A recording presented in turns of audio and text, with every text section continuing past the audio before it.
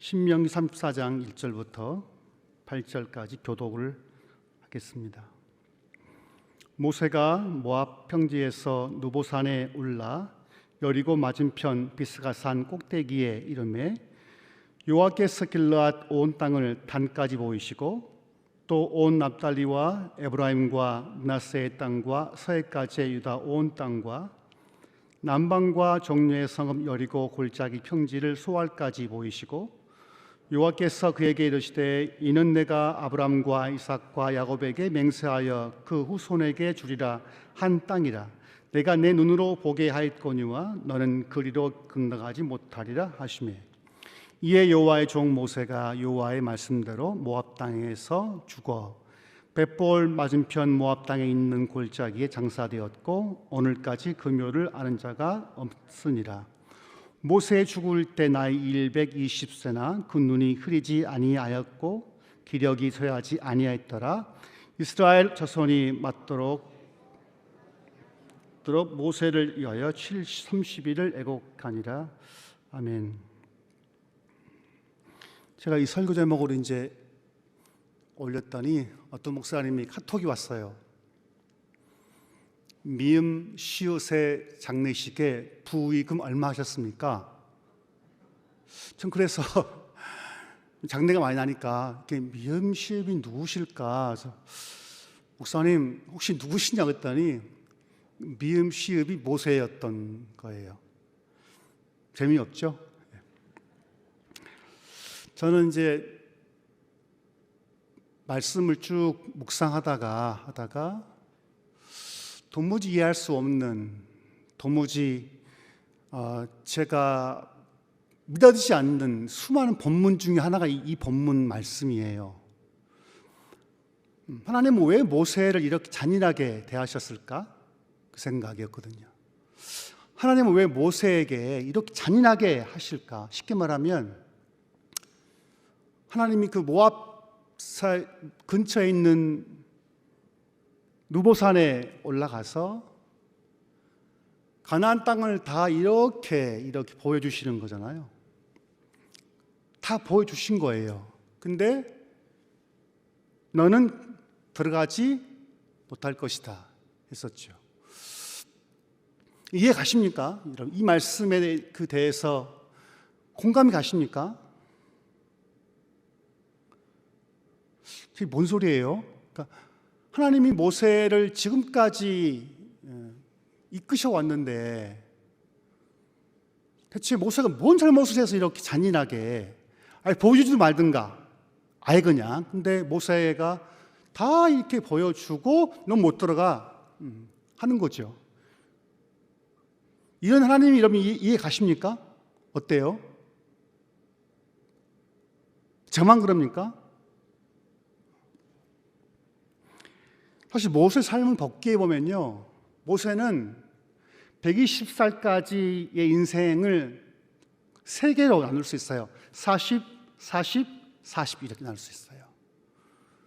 40세까지는 파라오의 왕궁에서 걷지 않습니까?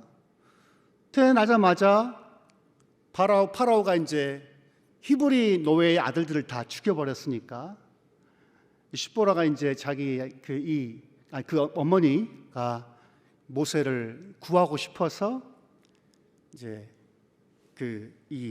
요게벳이 이 엄마가 모세를 살리고 싶어서 갈대 상자에다 담아서 흘려 보냈죠. 기가 막히죠.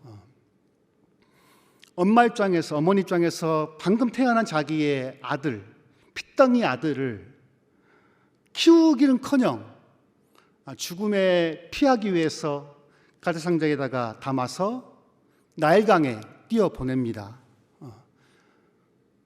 지켜보고 있는 거죠. 제가 제 갈대 상자 안에 있는 내 아들 모세가 살 수 있을까? 계속 지켜보는 거죠. 눈을 감아도 보이는 거죠. 자기 아들 모세가. 모세는 자기의 어머니 요게벳의 품을 떠나서 그 당시에 고대 군동을 지배했던 이집트의 파라오의 밑에 왕자로 커갑니다. 그렇죠? 엄마의 첫 한 번 빨지 못한 아들이었었어요. 자기 민족인 히브리인들의 사이에 살지 않고 전혀 다른 생소한 언어와 환경과 풍습이 달랐던 이집트 그 파라오 밑에서 왕조 40년간을 보냈거든요. 결코 좋은 삶은 아니었죠. 40년간을 보내서 바로 이 모세가 그 다음에 40이 되었을 때 자기 히브리인은 본인이 알았죠. 그래서 히브리인끼리 싸우니까 모세가 말리다가 결국 이집트인을 죽이고 말죠. 그래서 피해가는 게 광야로 피해갔죠. 광야에서 모세가 뭐 했을까요? 양을 키웠죠. 장이 이드로가 키웠던 양들을 40년 동안 키웠습니다. 어땠을까요? 40년 동안 양을 키웠을 때 말도 안 통하는 짐승들하고 광야에서 낮에는 영상 40도, 밤에는 영하 10도, 20도 떨어진 그 추운 곳에서 양을 키웠죠. 40년 동안요. 그 인생 기가 막히지 않습니까?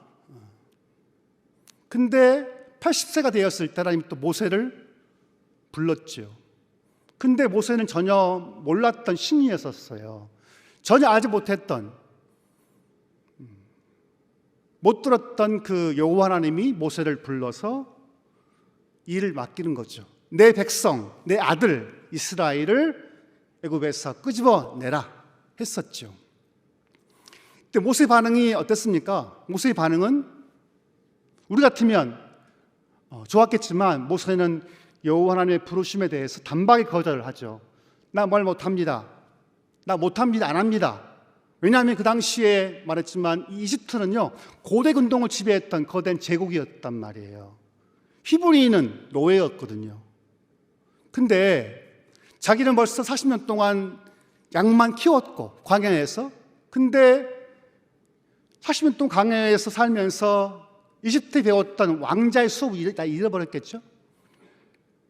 말도 어눌했고, 그래서 모세는 여호와의 부르심에 거절합니다. 하지만 모세는 여호와의 부르심에 대해서 마침내 결국 수용하죠.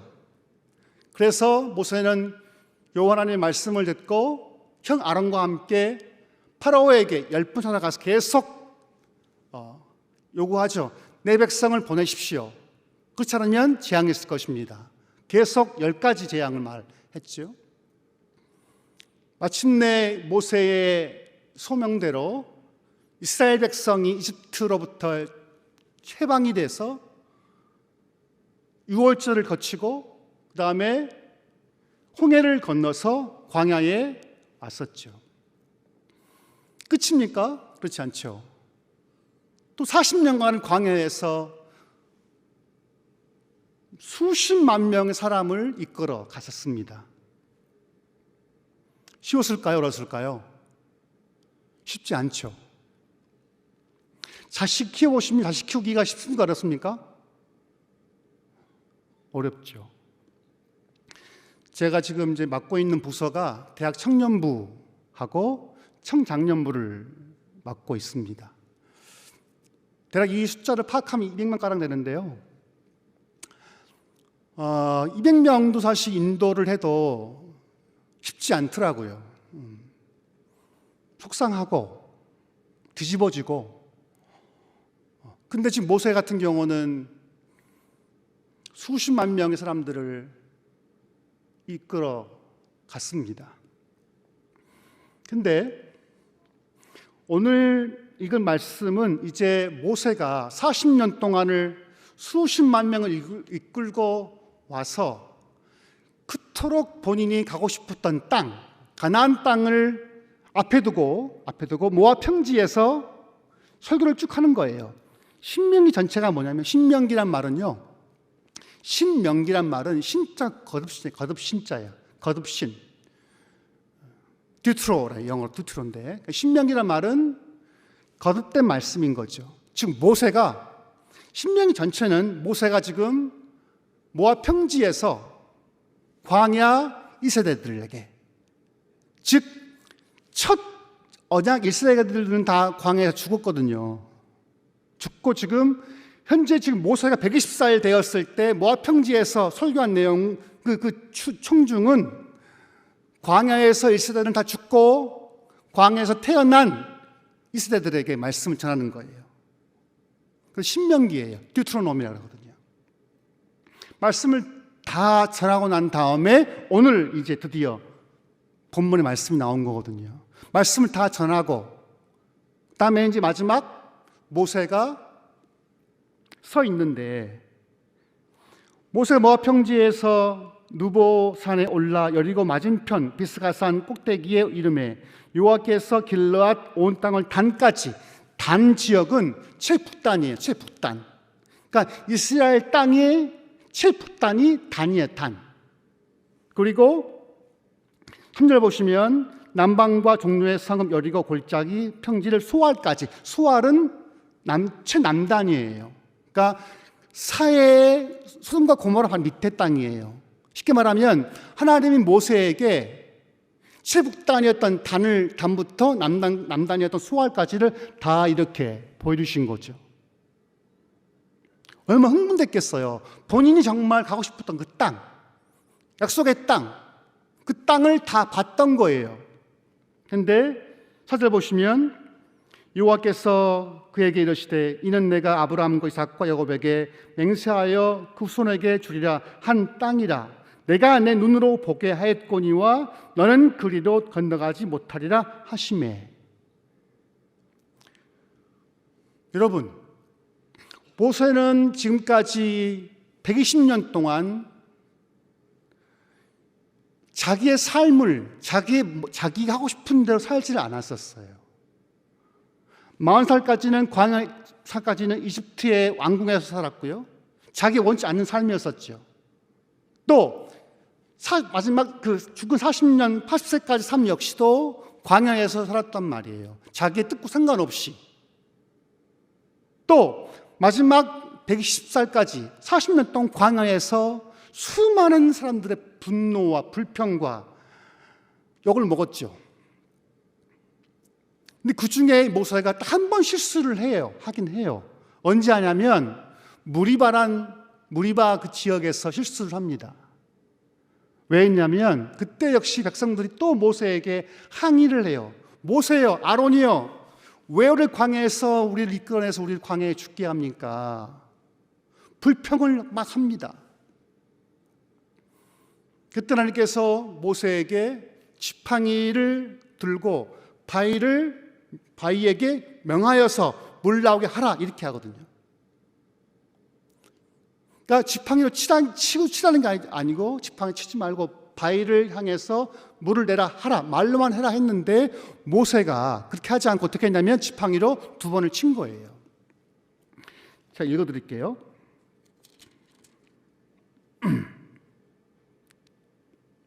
자, 20장 8절 말씀인데, 민수기 지팡이를 가지고 내 형 아론과 함께 회중을 모으고 그들의 목전에서 너희는 반석에게 명하여 물을 내라 하라.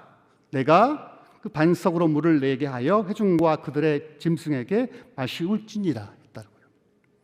모세가 그 명대로 여호와 앞에 지팡이를 취하니라. 10절 모세와 아론이 총회를 그 반석 앞에 모으고 모세가 그들에게 이르되 패역한 너희여 들으라.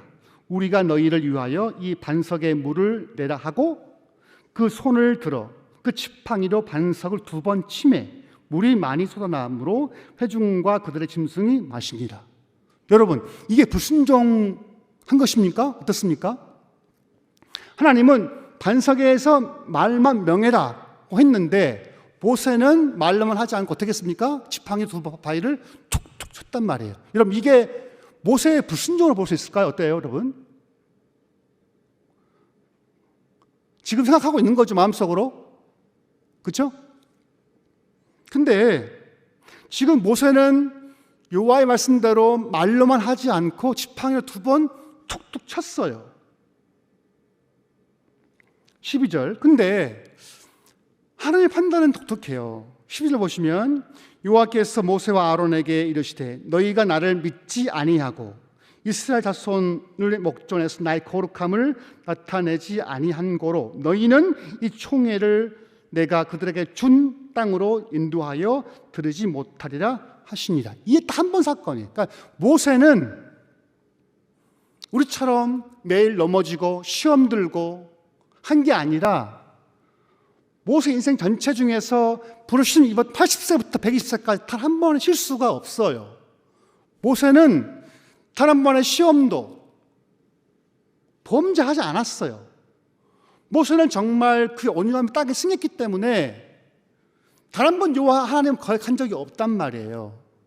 일단 이 말씀이에요. 무리바에서 바위를 향해서 말로로 해라 했는데 모세는 지금 바위를 툭툭 쳤단 말이죠. 근데 하나님의 평가는 너무 냉혹해요. 너희는 이 총회를 내가 그들에게 준 땅으로 인도하여 들으지 못하리라 하시니라.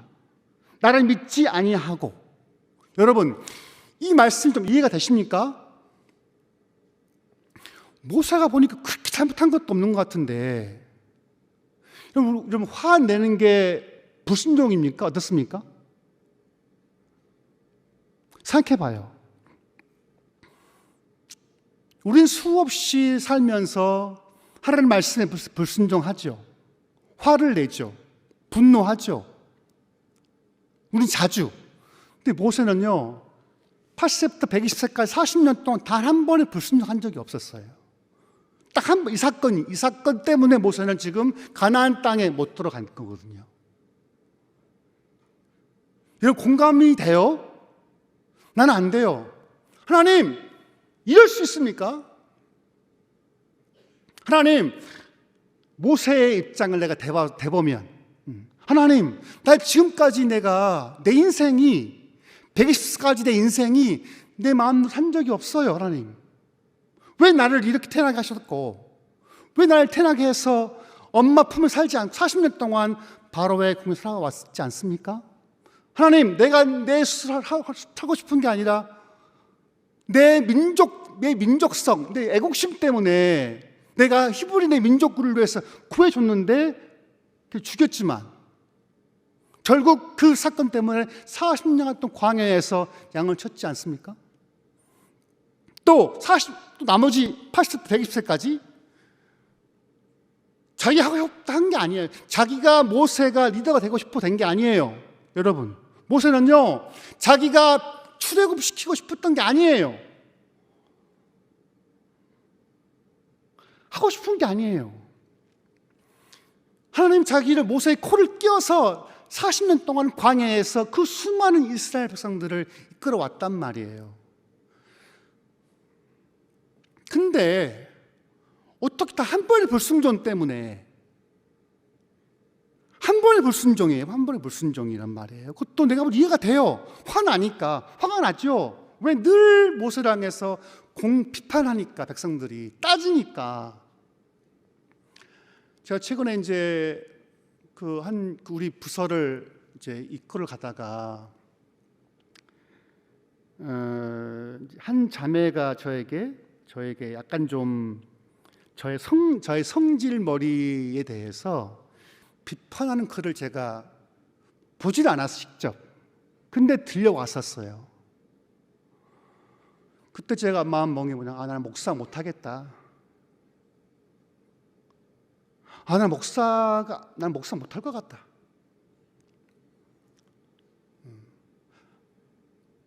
그럴 마음이 좀 근데 이런 마음이 종종 들어요. 200명가량 인도한 사람이지만 그들로부터 수많은 말들이 들려오지 않겠어요? 백정호 목사 말 함부로 한다, 거칠다, 수많은 말들이 들려와요. 그럴 때면 제 자신이 난 목사 못할 것 같다. 그만둬야겠다. 그런 마음 순간 욱 들어요. 저도 화가 나죠. 나에 대해서. 그리고 이런 허물을 이해 못하는 사람들에 대해서 소원하죠. 근데 모세는 지금 이 40년 동안 한 거예요. 수십만 명의 불만과 불평들을 들어야 했었단 말이에요. 자기 속마음을 누구에 털어놓겠어요? 모세는 없죠. 40년 동안 이렇게 끌어온 거예요. 끌어왔는데 단 한 번의 불순종, 무리바에서 딱 한 번의 불순종 때문에 하나님이 뭐라 평가하시냐면 내가 나를 믿지 않았으므로 넌 그 땅에 못 들어갈 거야. 이때 모세의 마음이 어땠을 것 같아요, 여러분?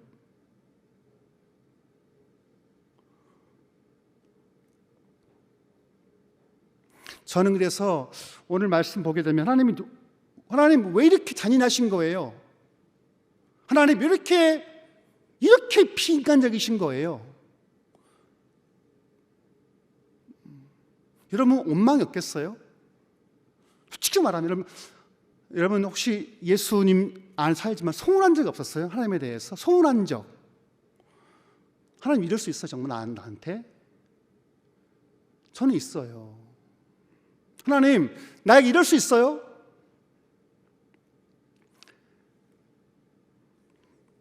제가 아는 목사님이 계시는데 이분은 김병년 목사님이신데요. 이분은 대학생 선교단체에서 간사로 일을 오래 했었어요. 대학생 사역을 하면요 정말 힘듭니다. 대학 사역은. 왜냐하면 대학생 사역들은 대학 사역은요 애를 잘 양육해 놓으면 올라가요. 위로 올라가요. 그러니까 대학부 사역은 지쳐요. 왜냐하면 교구 어르신들은 나름대로 목회자가 나름대로 사랑을 쏟고 믿음을 쏟으면 돌아온 게 있는데 대학생들은 철이 없죠. 오직 only me. 그러니까 목사가 아무리 사역자가 대학생들에게 뭔가 심어줘도 열매를 따먹지 못합니다. 대학생은. 근데 이 목사님도 젊을 때 대학생들 선교를 막 했어요. 해서 대학생 사역을 접고 개척을 한 거예요. 개척까지 한 달 만에 자기의 와이프 사모가 35살 때 뇌경색으로 쓰러지고 말아요. 뇌경색으로. 35세 때. 그러니까 개척한 지, 그러니까 계속 선교단체 사역하다가 개척을 해서 한 달 만에 자기의 사모가 35세 그 나이에 뇌경색으로 쓰러지고 말아요. 기가 막히죠? 기가 막히죠. 근데 그분 나이 40대 중반이었는데 근데 그게 2005년도였거든요. 기가 막히죠. 이런 목사인데. 그래서 이제 도무지 이해가 안 됐지만 믿음으로 극복하고 3년 뒤에 2008년 5월 달에 40일 작정 기도를 하게 돼요. 살려보려고 아내를. 그때 이제 이 아내는 거의 이제 손 상태였어. 그 당시에는. 그래서 아내를 이제 이게 업고 교회 갑니다. 가서 제일 앞에 강대상 앞에 이렇게 눕혀놓고 목사는 계속 기도하는 거죠.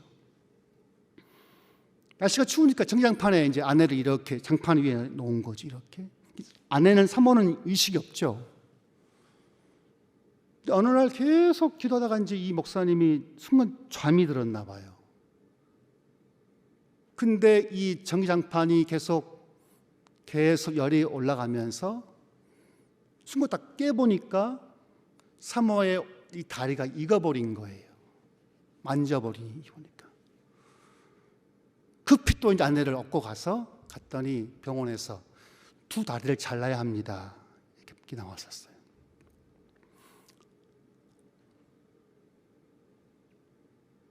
여러분 이 목사님의 그 원망, 하나님 내가 지금까지 당신을 위해서 살아왔는데 내가 내 대학 나와서 내 물질을 돈을 벌고 한 게 아니라 내 주님 때문에 이렇게 살아왔는데 열심히 돈 벌어서 사역에 투입했고 또 주의 교회를 세웠다고 교회 개척했는데 한 달 만에 내 아내가 이렇게 됐습니다. 그것도 소원한데 그것도 불만이 많은데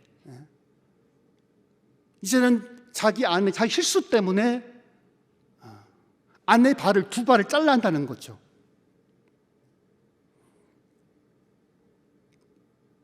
쉽지 않죠. 그분의 하나님 어떤 분이셨을 것 같아요? 소원하죠. 정말 소원하죠. 이럴 수 있습니까? 내게? 내 인생에서? 우리도 그런 마음 있죠. 하나님, 내가 택한 교회가 왜 이 꼴이 돼야 됩니까?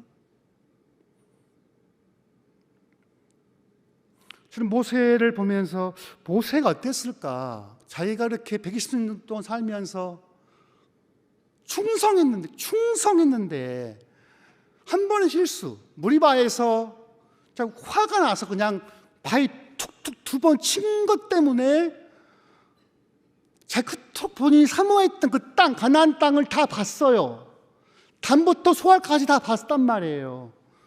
근데 주님 잔인하게, 하나님 너무너무 잔인하게 내가 눈으로 보게 하였거니와 너는 그리로 건너가지 못하리라 했어. 이 말씀을 들었을 때 모세의 마음은 어땠을까요?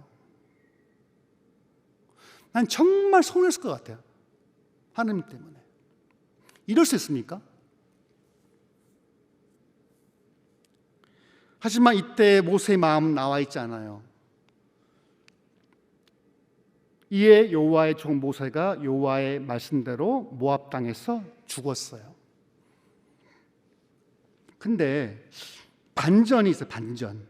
6절 말씀인데 벳보을 맞은편 모압 땅에 있는 골짜기에 장사되었고 오늘까지 그 묘를 아는 자가 없습니다.